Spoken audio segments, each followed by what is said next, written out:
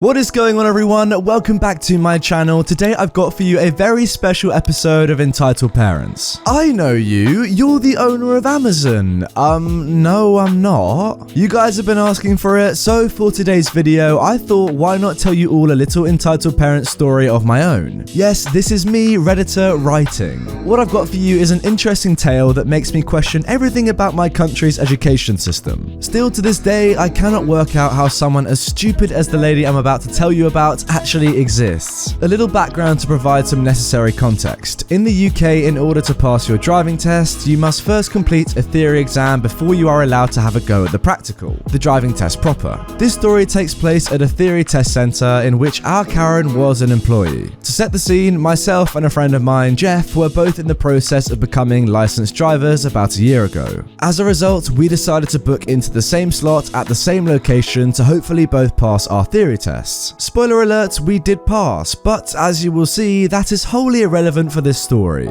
We enter the building, a horrible, run-down establishment in the outskirts of a small town, and we are immediately met by the following. A Karen who was barking like a Rottweiler. IDs? I barely had time to open the door. For those of you that don't know, you need to hold a provisional license in order to apply for a full driver's license. This is what this Karen was asking for, although both Jeff and I didn't really hear her. She was across the other side of the room with a voice so raspy it sounded like she had smoke stuck in her lungs. She repeated, I said IDs. This time we heard her and hurried to pass them over, a little flummoxed by the current situation. Upon reflection, her manner was perhaps to be expected. The job that she has is an unfulfilling one, very low pay and exceptionally boring. She basically has to sign in candidates all day before they do their tests. She looked to be in her late 30s and was clearly run down and tired of life. It wouldn't surprise me if I found out that she had been working in this test center for the past decade. But that does not excuse what happened next. I passed my ID over and she signed me in without saying a word. Then Jeff handed his over and she did the same. But before handing it back, she did a double take. Jeff leaned in to take his ID, but she suddenly stood up, a little starstruck. Oh my god, it's really you! What on earth are you doing here? Now Jeff is quite confused. Doing my theory test? That is crazy. I would have thought for sure you knew how to drive by now, given who you are. Sorry, am I missing something? I do apologize if we've met before, but I don't believe that I know you. Karen starts laughing. Of course you don't know me. You're far too important for that.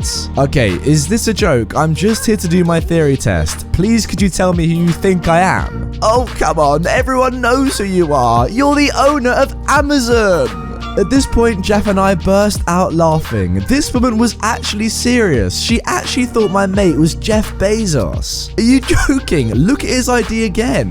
The lady looks at Jeff's ID again, but her expression remains unchanged. She still looks shell-shocked. What do you mean? This is incredible. The real Jeff Barnholt taking a theory test in London. What a coincidence. It was at this point where I realized that this wasn't just a mistake. This woman was actually stupid. Alright, come on lady, I think it's pretty clear that I'm not the owner of Amazon. I mean, first of all, his name is Jeff with a J and mine is Jeff with a G. And secondly, we have entirely different surnames. Mine is Barnholt. The owner of Amazon is called Jeff Bezos. Not to mention that I am a 20-year-old kid from the UK trying to pass his driving test, whereas Mr. Bezos is about 50 years old from America. This is where the story gets weird and things take a turn for the worse. I get it, everyone makes mistakes and there are lots of cases of mistaken identity, but this Karen, instead of admitting her error, said this instead. Oh, stop lying. I know exactly who you are, as does everyone else in this room. There were literally two other people, another employee and another candidate. Actually, you know what? Since you're the owner of a huge company, do you happen to have any spare change? You must be like a billionaire or something. The least you could give me is, I don't know, £1,000, which is £1,000 in the UK. We were gobsmacked. Look, I'm quite clearly not Jeff Bezos, but let me just prove it to you. Jeff begins to open his bag. I presume to get his phone out to look up a picture of Jeff Bezos to show this idiot, but of course Karen finds a way to stop him. No electronic devices allowed in this building or you will be disqualified. I must say, given that she believed she was speaking to the owner of one of the biggest companies in the world, she was exceptionally rude. Also, So she was utterly incorrect with this statement. You aren't allowed your phones during the actual exam for obvious reasons, but before and afterwards you can do whatever you like with them. Alright, I know that's just not true. All I'm doing is getting a picture of the real Jeff Bezos so I can pass my test and get out of here. So Jeff gets his phone out, except it wasn't his phone, it was his tablet. Big mistake, it was an Amazon Fire. Alright, so I'm just going to look up the real Jeff Bezos. Karen sees his tablet and interrupts him. See? Oh my god, I knew it! You are the owner! No wonder you have a fire! Jeff knew at this point he was beaten. He started to protest but then held his tongue. I think he knew by now that there was no winning. This lady was clearly insane and there was nothing he could do to make her change her mind. I was still absolutely bemused by the whole situation. Bear in mind this was the first thing in the morning and I was half asleep. I nearly pinched myself to check I wasn't dreaming, but the pain in my eardrums from the following outburst quickly confirmed that this was, unfortunately, really happening. You're already lying to me because you don't want to give me any money! At this point, I literally went and sat down. I figured this was probably going to be loud and last a while, and I was done with this lady's stupidity at this point. No, for God's sake, just listen. Then, all of a sudden, Karen starts to get upset. People like you don't understand. I work 70 hours a week in this heck hole to provide for my daughter. I am a single mum, and my girl is only 7. I barely make enough to buy her meals. Why are the rich always so selfish? Look, I didn't want to say this, but my daughter is severely disabled and we really need the money.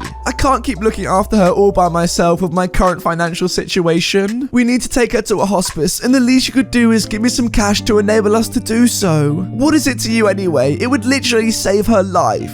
I'm genuinely so sorry to hear that, and I wish I could help, but please believe me, I am not who you think I am. I go back over to the desk to help comfort the lady and support my friend. Look, you have to believe him. If he had any money to help you out, he would, but we are just 20-year-olds looking to pass our test. I'm so sorry to hear about your daughter, and I wish you the best of luck with dealing with her disability. Actually, I'm hoping to run the London Marathon next year, and I would love to raise some money for a charity. What disability does your daughter have, and which charity would be the optimal one to support? At this point, Karen storms out of the room crying. Her colleague, an elderly gentleman who had so far been anonymous, spoke up for the first time. Take no notice of her, lads. It's not worth it. I've dealt with this ever since I started working here a year or so ago. Yes, she does have a daughter, but other than that, everything she has just told you is untrue. She isn't disabled, she isn't a single mother, and she really doesn't need the money. Now let me sign you both in so you can sit your test. Shocked, we handed our IDs to this kind man, sat our tests, and got the heck out of there. To be honest, I'm quite surprised we both passed. I was certainly not focused during the exam, and I'm sure Jeff's mind was all over the place. But we left, and that was that. Never did we hear of this Karen again.